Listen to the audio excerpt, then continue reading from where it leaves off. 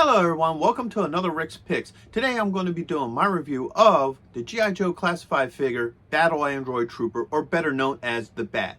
But this one is part of the new Python Patrol line. Now, for any of you who don't know, the original Python Patrol was a series of repaint of Cobra troopers and Joe and Cobra vehicles to promote the latest G.I. Joe cartoon. So what I'm going to be doing is I'm going to be looking at him in box, and then I'm going to take a look at the figure and his accessories, and then I'm going to give you my thoughts on him. So just remember, if you do like this video, go ahead and hit a thumbs up, and if you want to see more, hit that subscribe button. So without any further ado, let's get to the review. All right, so here's the Bat in box. First of all, I love the art on this. This is really nice. I just love the pop to that. You have your choking hazards here, your age restriction, the G.I. Joe logo, his name, the Python Patrol logo, and then you have the open clamshell so you can see the actual figure, which is really nice. Spinning around this way, you have his stats, what number he is. One more time, you get this nice piece of art. You get your legal underneath of it. And you spin it around this way, you get the continuation of the front art, which is really beautiful. I love the detail to this. I just spin this just right. You can see both sides together. All right. And then you got the top here, which has the Cobra logo, what number he is, and then last but not least, the bottom, which is the rest of your legal and the SKU. So, with all that being done, let's crack him open. Okay, so here he is out of box. He's a really good looking figure. I love the detail to him and the color code. I like the black, gray, burgundy, and yellow look. It gives him a sense of character and pop. I really like that. So let's give him the rotation. All right, I love the detail to him. I love the colors. You know, I like how they made this a gray, so it kind of makes it stand out from the rest of the body. So overall, just some of these details, like I love, here, let's bring them in a little bit closer here.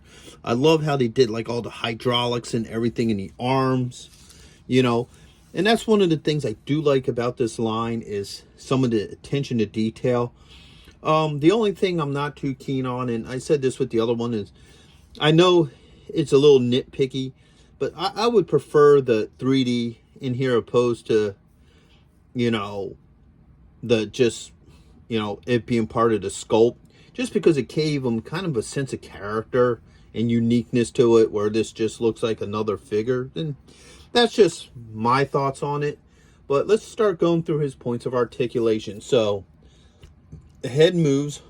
All right, you have a shoulder joint, a bicep joint, you do have an elbow joint and a wrist joint. Okay, put his arms up.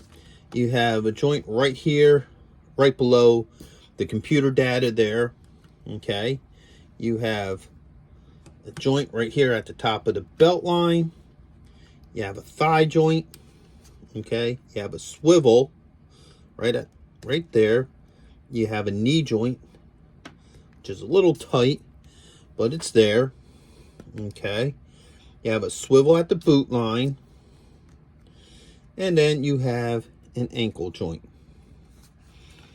All right, get him back on there, just like that. So overall, he's a neat looking figure. I really like the whole look of him. Like I said, the only problem, and this is just me being an 80s kid, I guess, is that I would have kind of liked to have seen the 3D print instead of, you know, it being part of the sculpt. So let's start looking at some of his accessories. So he has his pack here, which is really nice. And this is another thing I do like about this line is I love the detail work. Like just this little painting of the hose just gives this pack a little bit of a pop. So I like just the small things like that they do with these figures. Okay. I like this too. The chest piece here where it says Python Patrol, that's really cool. One of my problems with the original figure that came out with the classified line was he has his chest piece, but it was just a plain black. I think it would have been nice if they would have gave him a piece like this, but had it have like the Cobra logo on it. I think that would have been really cool. All right, So he also has the claw. All right. He has, not exactly sure what this is. I don't know if this is supposed to be like some sort of laser or some sort of weapon like that. If anybody knows in the comments, just you know, give a shout out and let us know what exactly this is. But I always thought it was a laser, me personally. He has the torch. All right. And he also comes with a pistol. Now, once again, and this is the thing that I keep on saying, I just love the little details. Like, they just took a minute and put that little bit of yellow on there. That just gives it that pop. So, I think that's the kind of the cool things about this line is just those little details just makes it all that much better. So, let's start taking a look at some of this stuff. So, first off, let's do the pistol. All right. So his hands do have some play to them, which is nice. So, all right. Yeah, that pistol fits in there nicely. If you want to, you could play with the finger a little bit and you could get it in there, you know. So if you want it in the trigger, that can be done. So it does fit nicely in his hand. All right. And then, of course, right here, you have a holster for it. Get that thing in there. That holster is really tight. All right, there you go. So now his gun fits in the holster. All right.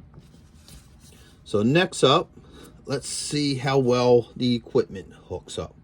I'm going to take this off. All right, the hand came off pretty easily. Got your blowtorch. Got your blowtorch. And that just pops in there easily. No issues. All right. All right, you got your claw. Yeah, that all these accessories look like they're just fitting in there nice and snug, just the way they should. And you have your laser weapon here, which fits in just as nice as the other one. So overall, all the different weapons fit really good in the hand. In the wrist joint. So that's really cool. Now, normally I usually do the packs first before going through all the accessories, but I wanted to do it last because I want to show you everything going on here. So this hooks right up under here. All right. You got your torch that can go, your laser that can go here, and pretty much anyone can go into any spot. So you don't have to put them on the way I am. You can put them wherever you want. And then his claw fits in nice. All right, so as you can see, everything fits nicely on the pack. And then when you spin them around, you can just put that right on there. There's a hole, and boom, just like it belongs. All right, and then last but not least, you got your chest plate, which if you turn it around, you can see there's 3 little tabs. This one will go first. So, all right, that fits in just like that. And I like this look, actually. I think it looks really cool. You know, that was the one thing about the original. I didn't understand why you would have a glass window to see all your mechanics. So, to me, it makes sense to actually have a plate there.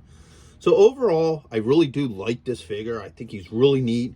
I like the color code. Now, one difference between this one and the other one is this one doesn't have the damaged parts. Like the other one came with like a damaged head, and it also came with a damaged plate as well. If you want to see more on the original G.I. Joe classified figure B.A.T, I did do a video on that. Go ahead and check that one out as well. But like I said, overall, I think it's a great figure, and it definitely go well with your classified line. So I hope you did like this review. If you did, go ahead and give it a thumbs up. Hit that subscribe. Or, don't forget to hit that bell too. And we'll see you in the next one. Later.